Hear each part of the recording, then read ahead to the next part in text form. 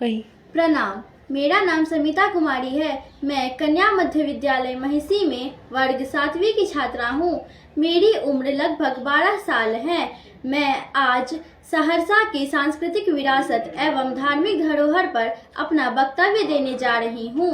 सहरसा नाम संस्कृत शब्द के सहस्त्र धारा से ली गई है, जिसका अर्थ है हजारों सहायक नदियों की भूमि। यह शहर कोसी नदी के पूर्वी किनारे पर स्थित है। इस शहर की क्षेत्रीय भाषा तो मैथिली है, परंतु हिंदी भी व्यापक रूप से बोली जाती है। सांस्कृतिक विरासतों में मैथिली भाषा, कला, संगीत, लोकगीत इत्यादि शामिल हैं। अपनी समृद्ध परंपराओं और रीति रिवाजों को पीढ़ी दर पीढ़ी लोग हस्तांतरित करते हैं। प्राचीन काल से यह स्थान आदि शंकराचार्य तथा यहाँ के प्रसिद्ध विद्वान मंडन मिश्र के बीच हुए शास्त्रार्थ के लिए भी विख्यात रहा है।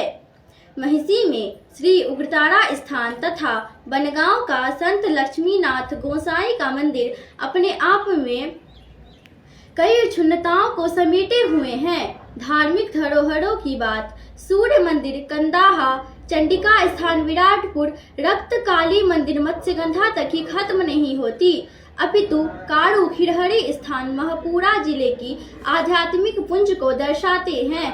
माँ विषहरी मंदिर दीवारी स्थान तथा माता कात्यायनी स्थान समेत माँ उग्रतारा मंदिर अपनी त्रिकोणीय भौगोलिक संरचना से जिले की ऐतिहासिक एवं शाक्तीय महत्ता को बखूबी बखान करता है। हम लोग जानते हैं कि किसी भी विरासत व धरोहरों को संजोने के लिए एक बृहत्तर संग्रहालय की आवश्यकता होती है, और इस तरह का एक संग्रहालय सहरसा के सांस्कृतिक, धार्मिक, पौराणिक, पुरातात्विक विरासत का अद्भुत समागम सुरक्षित किया जा सके।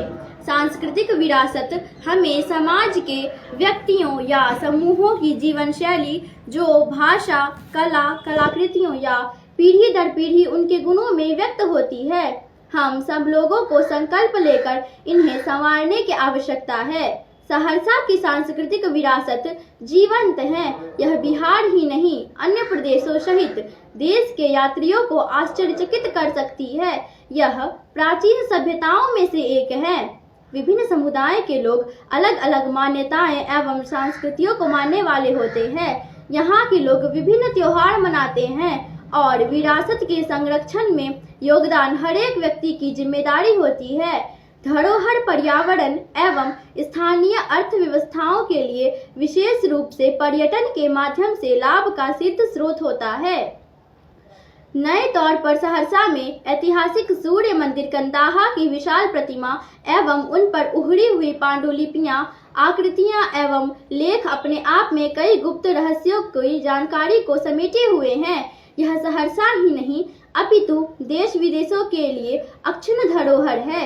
इनके स्थलीय विकास से पर्यटन की अपार संभावनाएं हैं। इस तरह की धरोहरें माँ उग्रतारा मंदिर, चंडिका माई स्थान विराटपुर, नकुचेश्वर महादेव स्थान, बाबा मटेश्वर स्थान काठों में भी भौगोलिक संरचना से प्रतीत होता है कि पुरातत्व विभागों के लिए एक ज्ञान एवं खोज का भंडार साबित हो सकता है। मानव रूपी सिद्ध संत बाबा लक्ष्मीनाथ गोसाई एवं बाबा कारू खिरहरी स्थान एक आध्यात्मिक शोध का स्रोत है। इसे नित्य नए ढंग से स्वीकारने एवं सहेजने की जरूरत है। ये सारे स्थल सांस्कृतिक विरासत के रूप में सहरसा के अमूल्य धरोहर है।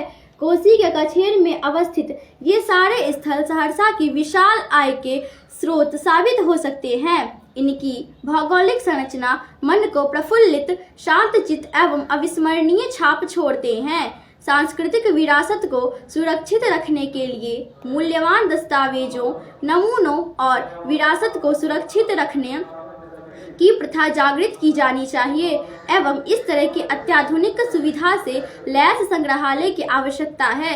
यहाँ की सांस्कृतिक विरासत एवं धरोहरों से जुड़ी जानकारियों को पाठ्यक्रमों में शामिल की जानी चाहिए, ताकि लोग अपनी महत्ताओं से अवगत हो सके।